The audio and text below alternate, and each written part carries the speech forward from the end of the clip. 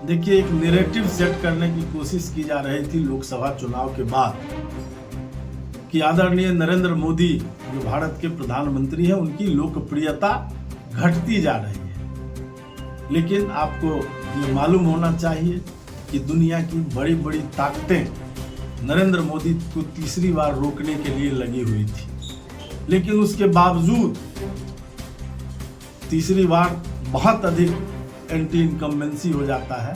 लेकिन उसके बावजूद हम लोग जितना सीट लाए, भारतीय जनता पार्टी जितनी सीट लाकर सरकार बनाई है, शायद 3 चुनाव कांग्रेस का अगर आप जोड़ दीजिएगा पिछले 3 लोकसभा का, तब भी उसके बराबर का सीट नहीं होता है। फिर भी एक नैरेटिव सेट किया जा रहा था कि जैसे कांग्रेस कोई बहुत बड़ी जीत कर आ गई हो, भारतीय जनता पार्टी हार गया हो। इस प्रकार से हमारे कार्यकर्ता में भी थोड़ी बहुत मायूसी देखने को मिल रही थी। लेकिन जब लगातार महाराष्ट्र का चुनाव, हरियाणा का चुनाव और उसके बाद जब कल दिल्ली का परिणाम आया है, तो सारे लोगों को चौंका दिया है और नरेंद्र मोदी फिर से अपनी पूरी लोकप्रियता के साथ दुनिया के सबसे लोकप्रिय नेता के रूप में कायम है। ये बात आज सब लोग मान रहे हैं फिर से। और दिल्ली की जीत हमारी है, अब बिहार की बारी है और बिहार में भी 2025 में हम लोग एक बड़े अंतर से जीतेंगे। 225 सीट पार करेगी एनडीए और अपने ही रिकॉर्ड को हम लोग तोड़ेंगे। जो 2010 में जो सीट आई थी एनडीए को, उससे बढ़ते हुए हम लोग 225 सीट को पार करने का लक्ष्य लिया है।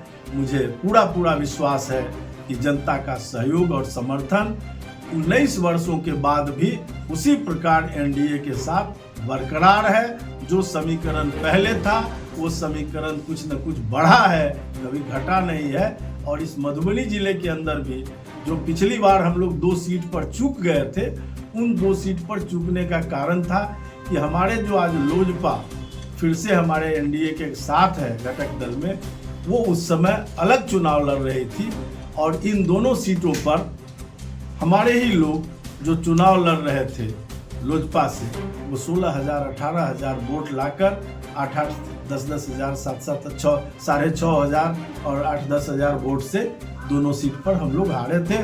उस वोट को जोड़ दीजिए तो वो दोनों सीट भी क्लीन स्वीप होता हुआ दिख रहा है और 10 की 10 सीट एनडीए की झोली में जाने वाली है।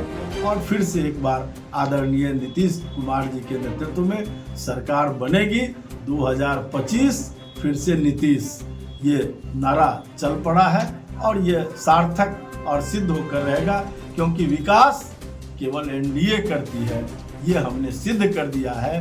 15 वर्षों के राजद के शासन में उनके जो हमारे नेता प्रतिपक्ष आज इतने बयानबाजी करते हैं, उनको अपने माता पिता के राज में एक बार झांक कर देख लेना चाहिए। मुझे लगता है उस समय वो काफ़ी बच्चे रहे होंगे, शायद उनको याद भी नहीं होगा कि किस प्रकार से लोग भय और आतंक के वातावरण में, साए में जी रहे थे। विकास नाम की चीज़ नहीं थी, सड़क के नाम पर केवल गड्ढा था, शिक्षा के नाम पर विद्यालय और शिक्षक नदारद थे, कहीं भवन नहीं था, कहीं विद्यार्थी नहीं था, कहीं शिक्षक नहीं था।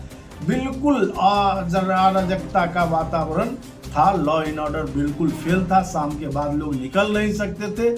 आज जो 30 बरस 25 बरस 35 बरस तक के जो लोग हैं, उनको शायद वो दिन पूरी तरह से याद नहीं है। 35 बरस वाले को तो झलक देखी होगी, कुछ तो ध्यान में होगा, लेकिन जिसका उम्र 25 बरस है उसको 15 बरस पहले की बात, शायद राजनीतिक बात की समझ नहीं होगी। और इसलिए कुछ लोगों को कुछ चीज़ें विपक्ष की अच्छी लगने लगती है।